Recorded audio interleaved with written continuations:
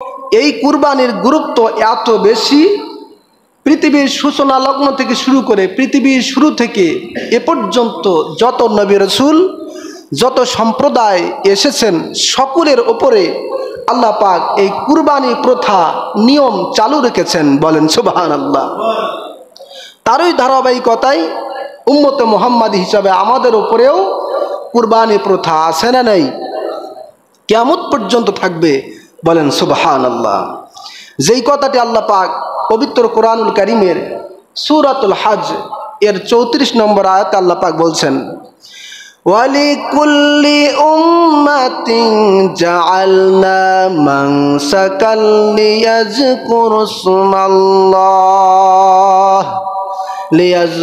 ইসমাল্লাহি আলা মা রাযাকাহুম মিন বাহিমাতিল আনআম ফাইলাহুকুম ইলাহু ওয়াহিদুন ফালাহু আসলিমু ওয়া বাশশিরিল মুখবিতিন।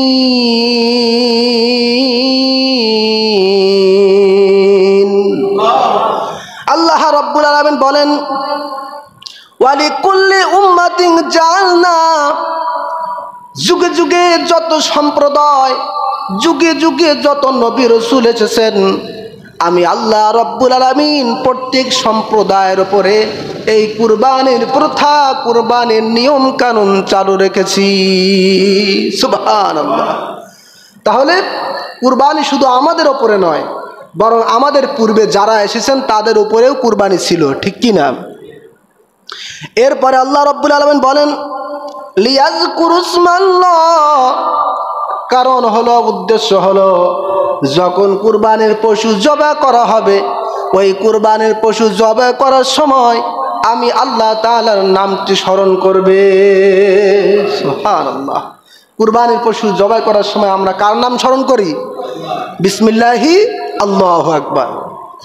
এরপরে আল্লাহ রাব্বুল আলামিন বলছেন, আলা মা রাযাকাহুম মিন বাহিমাতিল আনআম, এই সমস্ত চতুষ্পাদ জন্তু, এ সমস্ত কুরবানির পশু আমি আল্লাহ রাব্বুল আলামিন তোমাদের জন্য রিজিক হিসাবে দান করে দিয়েছি।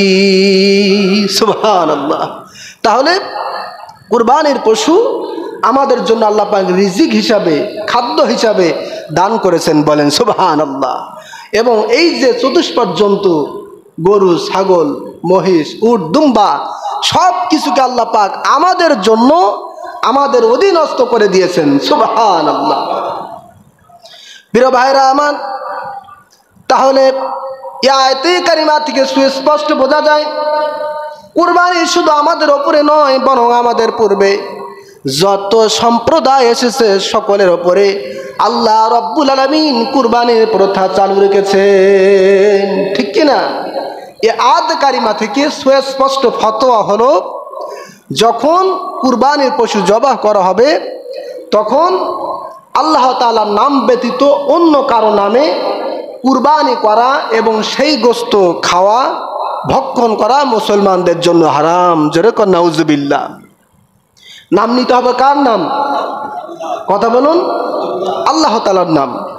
তবে এখানে একটা বিষয় স্পষ্ট, আমরা যে 1 জন 7 জন তাদের নাম লিস্ট ধরে ধরে কুরবানির হিসাব করি, কুরবানি দেই, এটা মূলত তাদের নামে নয়, বরং 1 জন 7 জনের পক্ষ থেকে আল্লাহ তাআলার নামে আমরা কুরবানি করি, ঠিক কি না? এটাতে কোনো বিভ্রান্তি নেই। তবে আগেকার যুগে দেবদেবীর নামে কুরবানি করা হতো, বলি দেওয়া হতো, ঠিক কি না? সুতরাং মূলত সেই উদ্দেশ্যকে আল্লাহ পাক বুঝিয়েছেন যে আল্লাহ তাআলার নাম ব্যতীত অন্য কারো নামে কুরবানি করা এবং সেই গোশত ভক্ষণ করা মুসলমানদের জন্য হারাম। জোরে কর নাউজুবিল্লাহ। তাহলে আমরা যখন কুরবানি দিব, 1 জন হোক 7 জন হোক, আমাদের পক্ষ থেকে আল্লাহ তাআলার নামে, ঠিক কি না? এর মধ্যে কোনো বিভ্রান্তি, কোনো দ্বন্দ্ব নেই। একমাত্র কুরবানি দিতে হবে কার নামে? আল্লাহ তাআলার নামে। প্রিয় ভাইরা আমার, একমাত্র আল্লাহ তাআলার নামে কুরবানি করার পরে সেই গোশত কেটে কেটে টুকরা টুকরা করে আবার সুন্দরভাবে রান্না বান্না করে এটা কারা খাবে? আল্লাহ রাব্বুল আলামিন কোরআন কারীমের মধ্যে বলেন, আলা মা রাযাকাহুম মিন বাহিমাতিল আনআম। এই পশু জবাই করে গোশত কেটে কেটে সুন্দর করে রান্না বান্না করেই তোমরাই খাবে। সুবহানাল্লাহ। শুধুমাত্র নিয়াতটা ঠিক রাখবে যে আল্লাহ তাআলার জন্য। জবাই করার সময় আমি আল্লাহর নাম বলবে। সুবহানাল্লাহ। তার কারণ এই গোশত, এই রক্ত, এই মাংস আল্লাহ তাআলার কাছে পৌঁছায় না, বরং আল্লাহ তাআলার কাছে পৌঁছায় মানুষের অন্তর, কলিজা। আল্লাহ পাক মানুষের তাকওয়াটা দেখতে থাকেন। সুবহানাল্লাহ। এজন্য কোরআন কারীমের মধ্যে আল্লাহ রাব্বুল আলামিন বলেন, লা ইয়ানালাল্লাহা লুহুমুহা ওয়ালা দিমাউহা ওয়ালাকি ইয়ানালুহুত তাকওয়া মিনকুম। আল্লাহ রাব্বুল আলামিন বলেন, এই কুরবানির পশুর গোশত, মাংস, রক্ত আমি আল্লাহ তাআলার নিকটে পৌঁছায় না, বরং ওয়ালাকি ইয়ানালুহুত তাকওয়া মিনকুম। তোমরা কোন উদ্দেশ্যে কুরবানি দিয়েছো, এই উদ্দেশ্য, এই তাকওয়া, এই অন্তরের কথা, অন্তরের মনোভাব আমি আল্লাহ তাআলার কাছে পৌঁছাই। সুবহানাল্লাহ। সুতরাং কুরবানি দিতে হবে একমাত্র কার জন্যে? একটু জোরে বলুন, কার জন্যে? আল্লাহ তাআলার জন্য। নিয়াতটা খাঁটি রাখতে হবে। আপনি টাকা খরচ করবেন, গরু কিনবেন, ছাগল কিনবেন, জবাহ করবেন আল্লাহর নামে, গোশতও আপনি খাবেন এবং অন্যদেরকে দিবেন। শুধুমাত্র তাকওয়াটা, শুধুমাত্র নিয়াতটা বিশুদ্ধ করতে হবে, তাহলেই আপনার কুরবানি আল্লাহ তাআলা পর্যন্ত পৌঁছাবে। আর নিয়াত যদি গরমিল হয়, নিয়াত যদি ভুল ত্রুটি হয়, অন্য লোক দেখানো হয়, গোশত খাওয়ার নিয়াতে হয়, খোদার কসম ওই কুরবানি জমিনেই থেকে যাবে, আল্লাহ পাক পর্যন্ত পৌঁছাবে না। ঠিক কিনা বলুন? সুতরাং সব কিছুতে আল্লাহ তাআলার খালেস নিয়াত রাখতে হবে, নিয়াতকে বিশুদ্ধ রাখতে হবে।